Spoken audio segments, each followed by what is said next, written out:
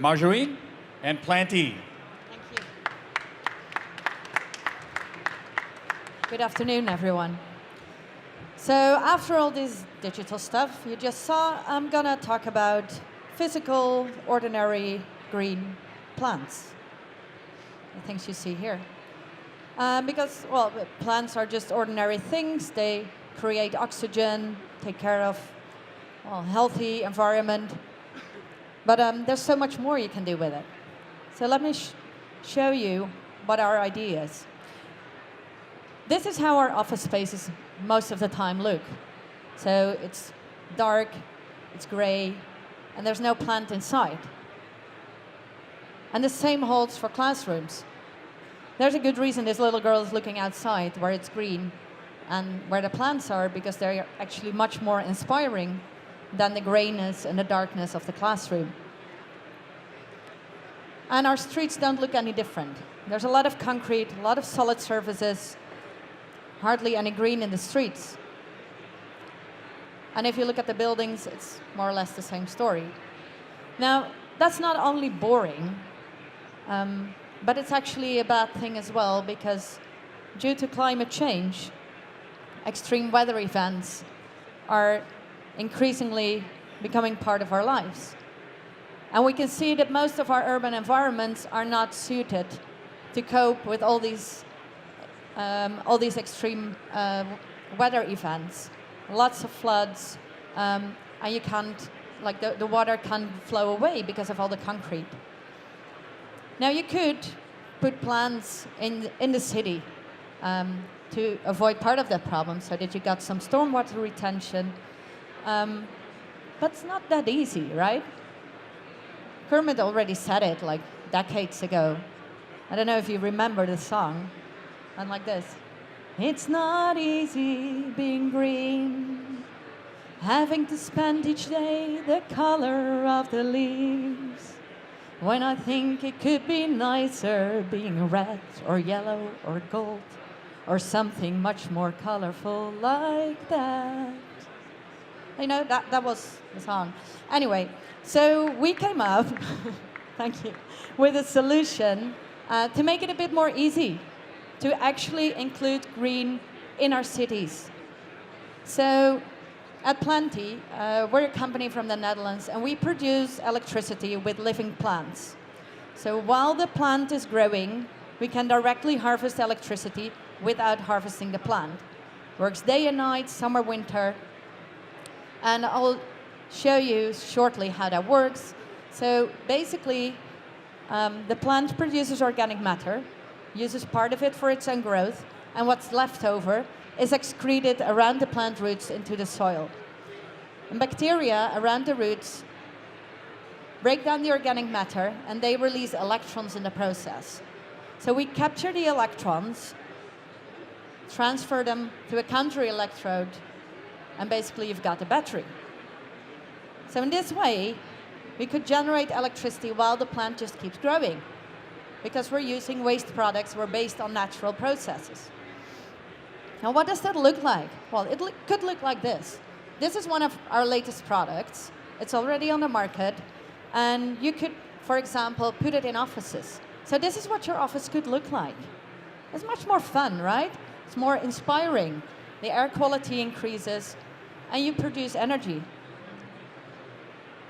You could put it on a green roof, or on any rooftop, and then provide a green roof, have stormwater retention, increase the air quality and the biodiversity, and produce energy for the building underneath.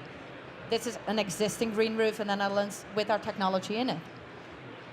We're working on this project with the municipality of Rotterdam in the Netherlands, where we create a park where people can just walk over a walkway, and then the lights as fireflies will follow you as you go.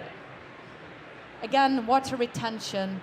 You've got this experience, so people start to experience living light, like living energy, and you increase the social safety. Now, okay, so I told you this is all based on like our latest product. So I'm gonna show you that it actually works, because I can tell you, but you won't believe me, I am sure. So as you can see, there's these small glass fibers in between the plants. And now if I push this button, actually, these glass fibers go on and off alternately. It's all randomized, so I don't know which one is going on when. But basically, you can see sort of a breathing between all the glass fibers to show actually what the plant is doing for us. So now you can actually feel what's happening. So this is just the beginning. This is a product that we got on the market. We're selling it mainly in Europe, but we're going to do this outside of Europe as well. And the next thing is that we're going to use the technology that's included in this box to make long tubes that we run horizontally through the ground in any type of wetland. So we can actually create wetlands that produce their own energy. So you could produce rice and at the same time produce electricity to provide the irrigation system with electricity, to power sensors. Or you could do the same in nature conservation sites. So provide an economic business model for these nature conservation sites in the form of energy so that we can actually maintain those sites. Now that's where we're going. And in the meantime, we keep on selling these for hotels, for houses, for offices, so that we can generate enough money, have enough cash flow to scale up the technology and include this in any type of wetland in the future. Well, if green is all there is to be, you could make you wonder why. But why wonder, why wonder? I am green, and it'll be fine. It's beautiful. I think it's what I want to be. Thank you.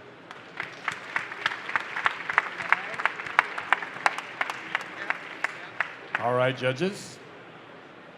Oh, go ahead. Yeah, thank you for the song and the demo. My pleasure. It's a very nice looking product. Could you talk a little bit about the energy density of the harvesting of this reaction today, and then how will it scale in the future? Okay, so today the power output is still pretty low. So it's new technology. It was only developed in 2007.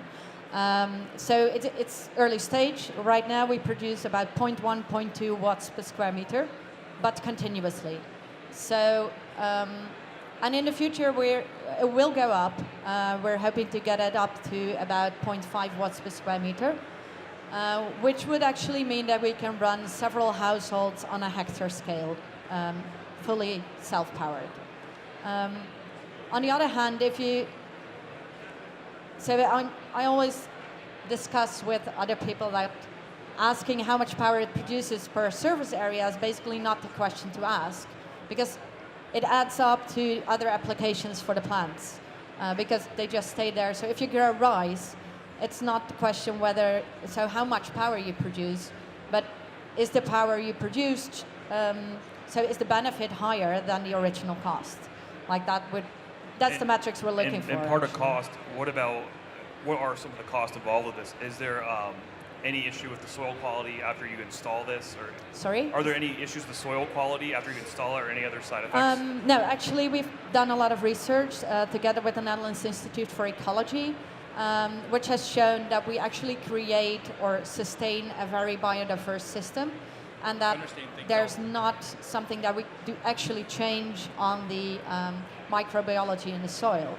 And the reason for that is that we use waste products. Bacteria have to get rid of their electrons to generate energy for themselves. So there's one thing that we might actually change in that soil, and that's bacteria donate their electrons to our electrode instead of to CO2. And that actually means that less methane is formed and methane emissions from wetlands go down. So in that sense, this is carbon negative energy technology. So quick follow-up to that question. What is the cost per square meter to generate that 0.5, and how does that compare to other energy sources, clean energy, green energy sources, in terms of cost to output? We're looking at a cost price in the future of 3.5 to 6 cents per kilowatt hour. And how does that compare to other sources that may be available that you know of? That's cheaper than any solar and wind right now, and probably in the future. And what kind of volume do you need to hit to get to that price point? That's a very good question. So obviously, that we're looking ahead in time about 10 years, if everything goes right. And it really depends a lot on the prices of the bulk materials at that time. So the materials we use are carbon electrodes. So carbon is a bulk material, and it's incredibly cheap. But there's a lot of fluctuations there. So I would say we need to get up to probably square kilometer sizes to come close to that to those prices. And at the same time, we have to get to the power output we want. All right, thank you. Thank you, Plantee and Marjolein.